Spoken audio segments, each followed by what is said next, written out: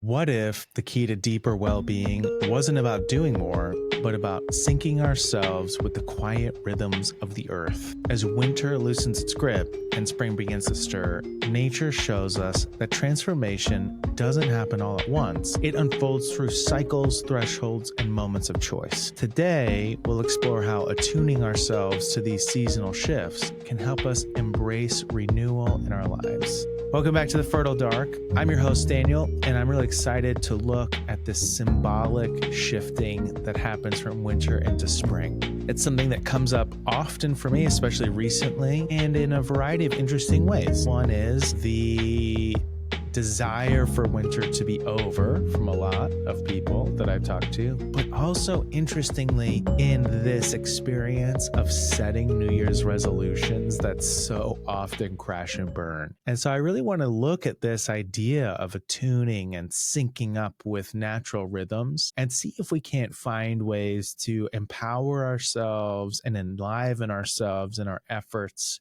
for our own individual growth. I love this quote by Henry David Thoreau, in which he says, "All nature is doing her best each moment to make us well. She exists for no other end. Do not resist her." And I love this idea that as creatures of the natural world, like as part of nature ourselves, we are part of a world that is constantly exerting all of its energy and effort towards moving us towards wholeness and the greatest wellness we can experience. And yet, how often do we resist that pull? Do we resist that synergistic rhythm by thinking that we know better? For example, winter is a time when our mood and our energy and our motivation really changes. Our circadian rhythm changes. There's less light outside and it's colder outside and we just want to stay inside. We want to be snuggled up in bed under our warm blanket. We want to sit in front of the fireplace with a nice warm drink. We don't want to be outside at 5 a.m. in the dark. Driving to work in the morning is harder, and staying up later is harder, and going out to do things sometimes is harder. And that's okay. That's normal. And yet, how often do the pressures of modern contemporary society push us towards even greater levels of productivity than at other times of the year? For example, I've taught for a really long time, and it's interesting to notice this pattern in the third quarter from January to March is when the classroom struggles the most. They have a hard time, especially February, this period of late winter pushing into early spring is particularly difficult. The nights are long. The mornings are cold. And at the same time, there are these pressures of New Year's resolutions in the classroom. They're getting new, more difficult content. The projects are more difficult. The tests and exams are coming at a furious pace. And day after day, our bodies are saying it's time to rest. It's time to hibernate. But outside of us, society is pressuring us to step it up, to do more work, to set those resolutions and lose weight and get in better shape and eat better and have better boundaries with our technology and go on more dates and read more books and whatever it is that our resolutions are. And we're operating on this calendar system, but nature's rhythm is saying, stop, rest, recover, recuperate, and charge up, store up what is necessary for the year ahead, and then allow that to bloom as spring comes.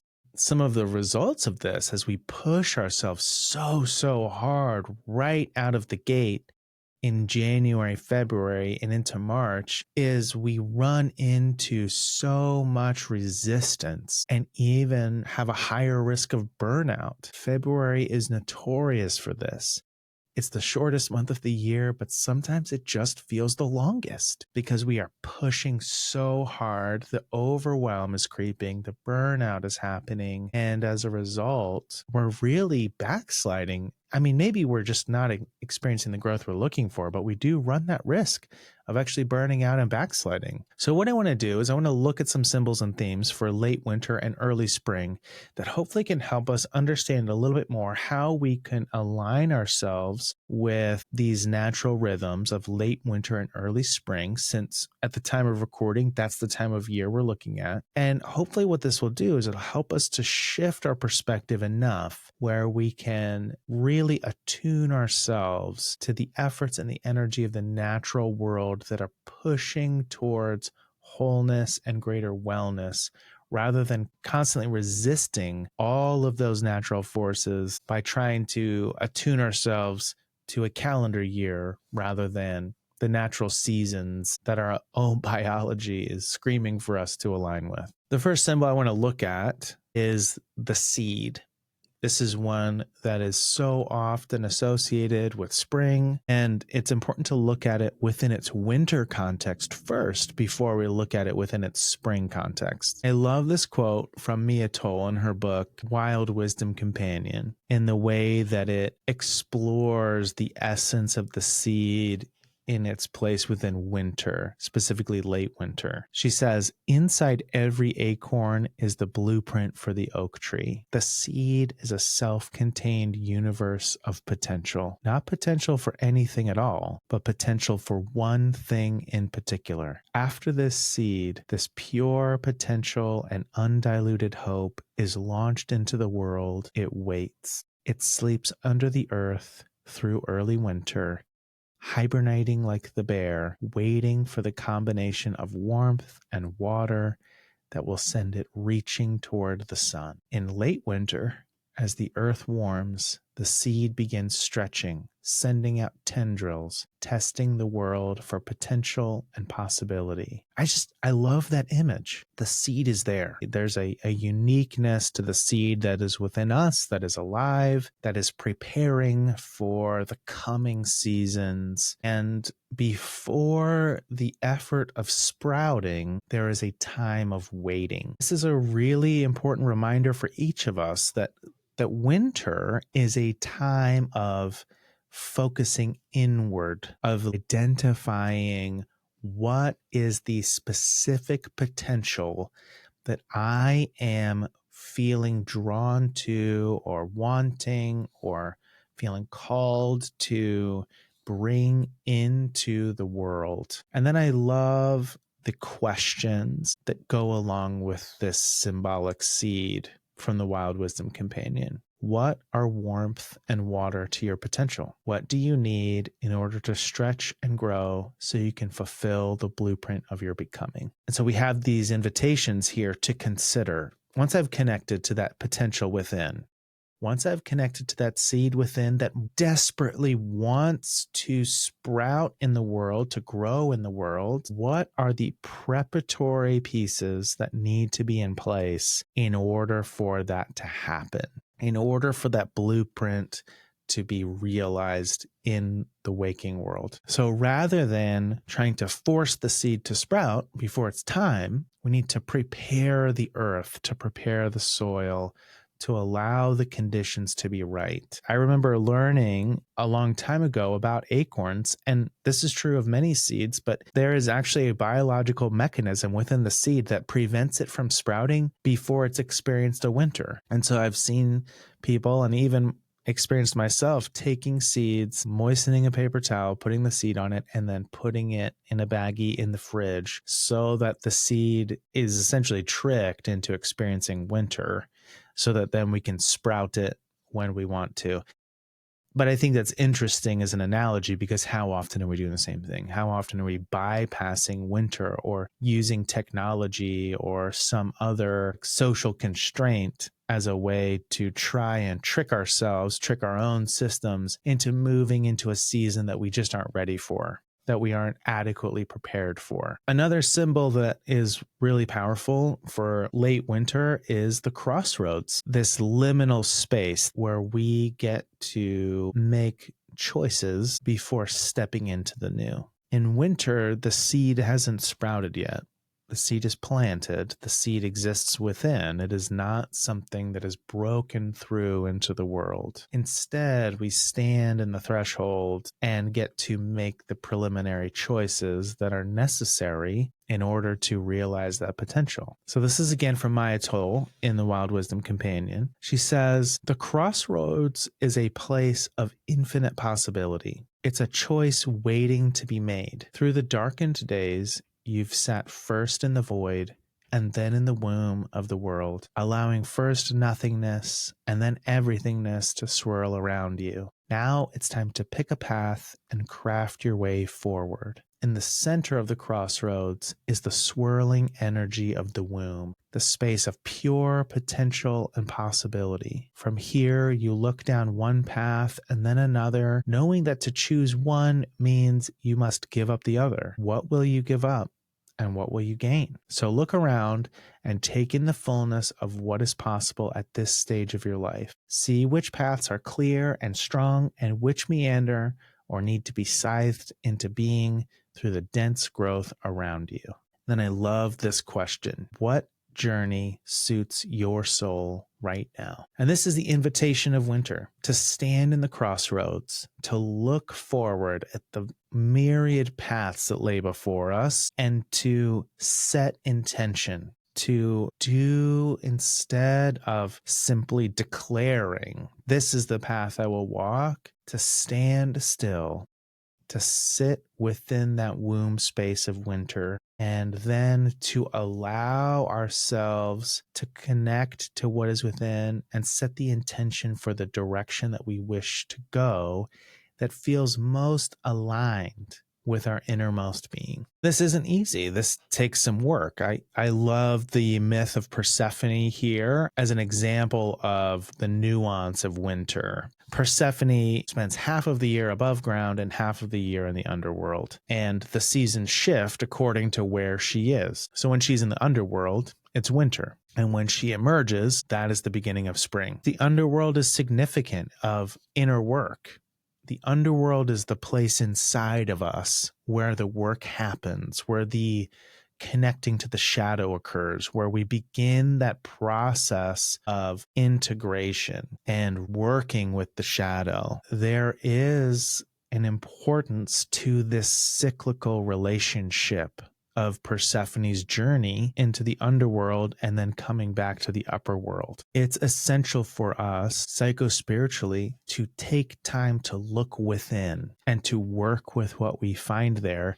And that is what should be happening in winter. I love Kim Kranz and her work in her Wild Unknown Alchemy cards. She has several that feel very aligned with this focus on internalizing our efforts. We're not on the external path yet. The first that I really like is connected to the alchemical process of the darkening. She says, the darkness prepares us. We've moved beyond the small talk and chit chat of the upper world and descended into the psychic layers of the soul. We admit who we are fully and bravely, and thus open ourselves to the process of transformation. It's not necessary to delve into what brought you here, the initiation that has caused the embers to char. Rather, it's time to heal, and darkness is the remedy. It's such a powerful way to describe this. So often, especially when we look at New Year's resolutions, in the vast majority that I have set and that I see other people setting, they are focused on superficial nuances that are associated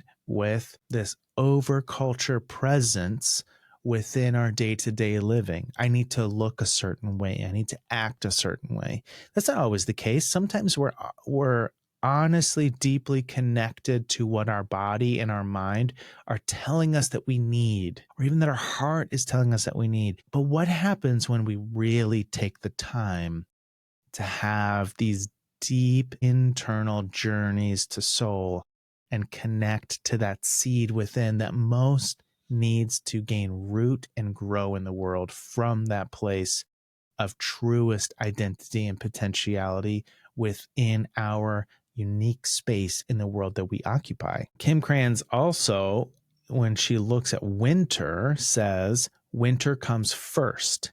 It is the beginning, the origin. This is not the time for doing, going, or getting. Winter opens the portal to the divine. It is said winter is the pause between exhale and inhale, the time when all has released, yet new breath has not been drawn. Notice the qualities of this sacred pause. And that's really the invitation here when we look at winter. We might even consider right now, what are the goals and the resolutions that we have been actively pressing into for the last 2 months? Maybe we push the pause button. Maybe we take a step back and we do some internal work. We sit with the resolutions we've set. Maybe you're killing it, and awesome if you are. And even then, maybe you still take a step back and really sit with those intentions. And we take our resolution and we turn it into an intention, and we change it from what am I going to do differently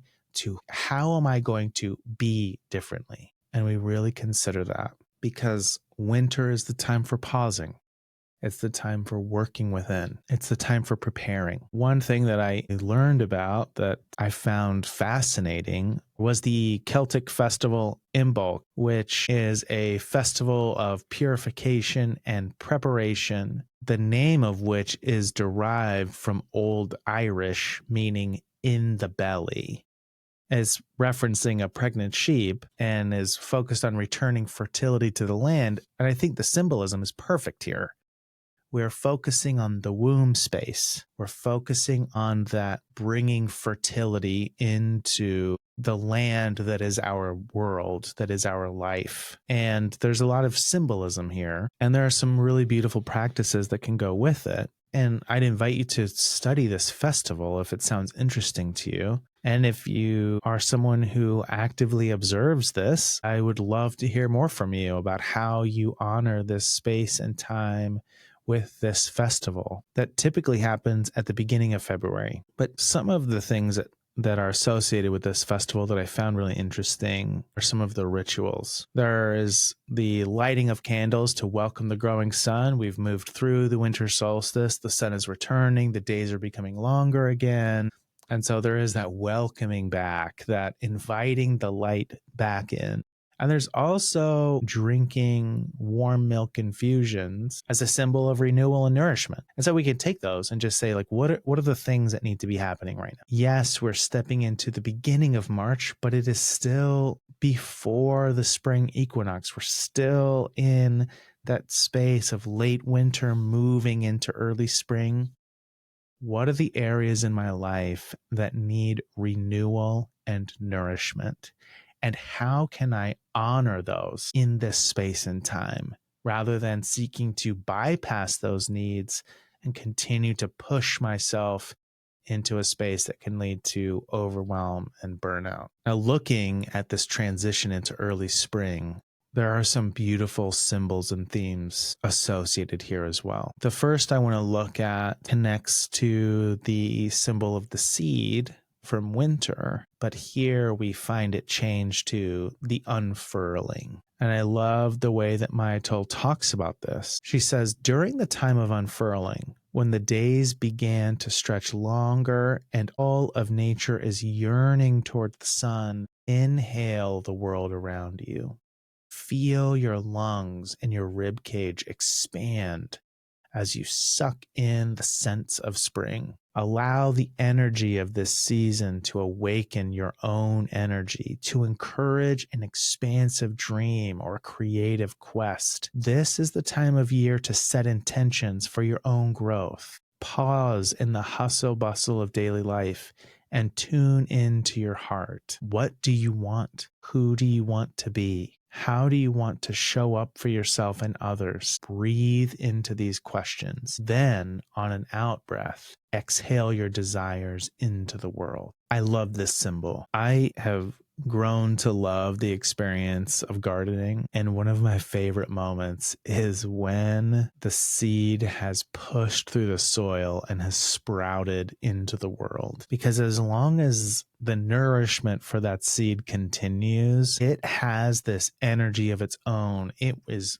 pushing towards the sun. It is growing and growing and growing, and there is so much life force in this season to be channeled and tapped into. And when we really attune to springtime in springtime rather than in the middle of winter, all of nature, all of the natural world in the season is supporting that energy. There's a different feeling simply in breathing in springtime. The air smells different. The wind feels different. The sunshine has a different quality to it. The temperature feels different. There's this vitality and expansiveness that's happening that supports this setting of intention and bringing that intention forth from from the underworld space within into that space that is without, where we can then begin to see this growth begin. It really makes me wonder what would happen if the winter season, instead of being focused on New Year's resolutions, was focused on internal rest, recovery, and connection. And then the resolutions happened, like the intentions were set as we stepped into spring. How would that look differently? It's just a curiosity that I have. Another symbol that is associated with early spring is the door. There is a threshold moment of stepping forward. We are leaving the crossroads. We've been standing in the womb space in this liminality, this holding time, and we are stepping through the threshold from internal to external into a renewed world, a world that is born anew from the cold of winter and the dark of winter. And this is also from Maya Toll. She says, imagine that you could walk around behind yourself, standing at your own back. Picture a little door nestled right behind your heart. The door is your opportunity to get clear with yourself and to balance the desires of the body and the brain. What will you let in? And who will you let in? And I think both of these questions are really helpful and important to consider as we look to spring as an opportunity for the seed within to unfurl. It's also important that we consider the people and the experiences that we allow to be part of that environment that we are nurturing and allowing to emerge into the world. I mean, something that I learned as I began exploring the experience of gardening was that oftentimes I have too many seeds that sprout. There are some that have to be culled out. There just isn't space in the garden. I have to create space for those seeds to be healthy, for those plants to be healthy. One of the systems that I learned about and decided to implement was called square foot gardening. Basically, it just felt dummy proof for me.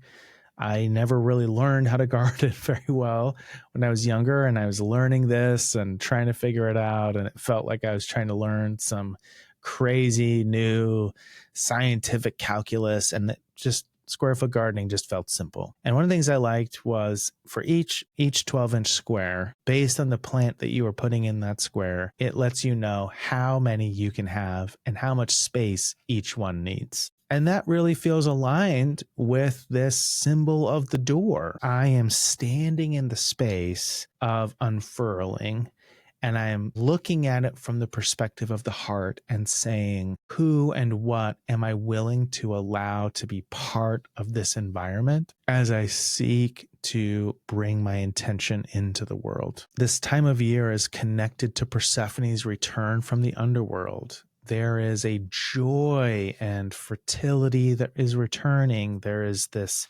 rejoicing in new growth. And there is this also interesting component here, which as Persephone emerges from the underworld, we have this symbolic nature of spring that is expressed in moving from an internal introspective experience toward outward expression. If we also connect if we also connect early spring to our alchemical processes that we were looking at with Kim Kranz, we can look at the companions to the darkening in winter, but as it relates to spring. The next stage in the alchemical process after the darkening is the lightening. It is something that's complex. And I love how Kim Krans describes this. She says, on the one hand, it represents purification of the materials. On the other hand, it's the phase in which the alchemist may mistake the work as complete. On the surface,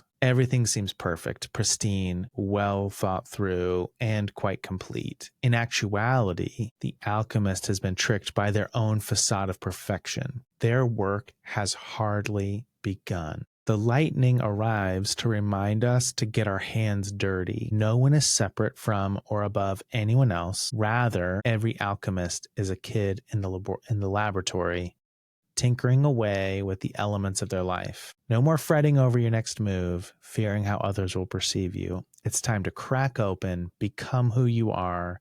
The world needs your true colors. And I love this idea of the lightning through this lens. There is an experience of spring that I think many of us are familiar with. It is the breath of fresh air. Finally, we've emerged from the dark. We've emerged from the cold. There's green again. It's so beautiful. The flowers and like everything, the birds, the animals, it's just so rich outside. What could be better? This feels perfect. In reality, we need to get our hands in the dirt and get to work. This is the time to not sit back. This is the time to take that seed from within that we have been nurturing through winter and bring it into the world. This is when the rubber first begins to hit the road. It's such a helpful way to think about this. You know, looking at the teaching experience I was describing earlier, third quarter, that late winter period is really difficult. I can't count how many times I have said, you just have to make it to spring break. As long as we make it to spring break, everything will be just fine. And then we get to spring break and we have a great time and we have a party and we say, we made it. We've arrived. We're here. Everything's going to be great. Everything's going to be awesome. And then it is at first, and then you just kind of get right back into the grind rather than saying, okay, we've made it to spring. Now is the time to really put into being who we truly need to be right now. It's a really different perspective. In connection to the Festival of Imbolc, I was learning about the spring equinox celebration of Ostara, which I could be pronouncing that incorrectly. It's actually the festival that's linked to the Anglo-Saxon goddess of dawn, fertility, and new beginnings, whose name is the root of the word Easter, is a spring holiday.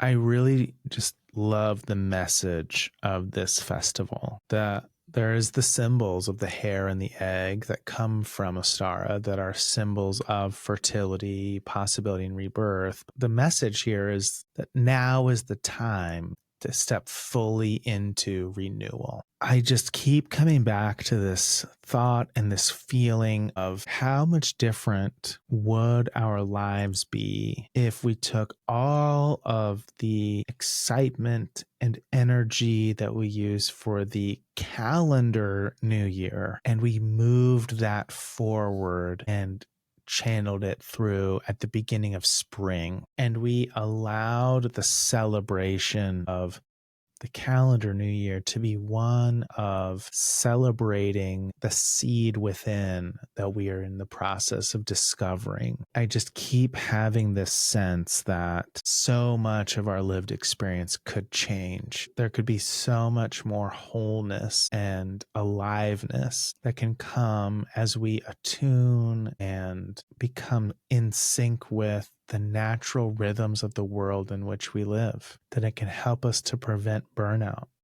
It can help us to stay off the overwhelm that so often comes. I'd like to share a couple practices that could hopefully be helpful that you might consider. For some late winter practices, something you could do is do a crossroads meditation where you visualize standing at the crossroads. And really, in this meditation, consider, what are you ready to release? What path calls to you? And really allow yourself in that meditation to stand in the womb space of the crossroads. You could even, as part of this meditation, invite an internal guide to lead you through this meditation, to allow that inner wisdom to lead you through the answering of these questions of understanding the paths that are available and identifying which of those paths need to be released, not based on any cognitive analysis, but based on the call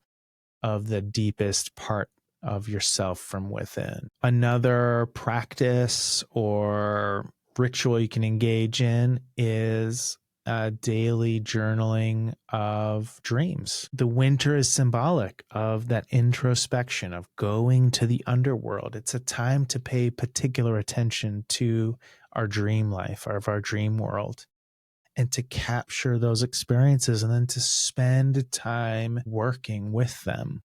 You may even consider a 2-part practice where part 1 is that I invite the dream and then record it. But then part 2 is that I light a candle to honor the returning light that is coming, but then also as a way to shed light on the dreaming itself as I work with it and seek some insight from those winter dreams that are helping me to nurture and fertilize the ground that I'm planting my soul seed within. One other practice you might consider is clearing and cleansing in the form of preparing your home, preparing your body for new energy, assessing what are the things that need to stay, what are the things that need to go, what changes need to happen. When we look to early spring, some practices that we might consider as we look forward towards spring equinox are writing intentions or even planting some physical seeds. If you've never done it before, that could be a fun thing to learn about in between now and then.